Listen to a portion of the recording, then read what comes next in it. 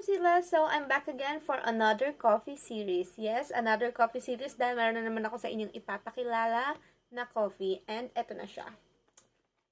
Ito ay ang barley coffee powdered mix from Mr. Suki Moko. And I think makigiging suki niya na talaga ako. So, bakit ko nga ba ito binili or bakit mo nga ba dapat itry itong 16-in-1 barley coffee mix ni Mr. Suki Moko? Ito lang naman ang mga reasons. Dahil itong coffee na to ay merong, one is kumpletong nutrisyon. And also, ito ay merong natural ingredients. And also, ang gusto ko sa coffee na to ay nakakapagpataas ng energy ng ating mga katawan.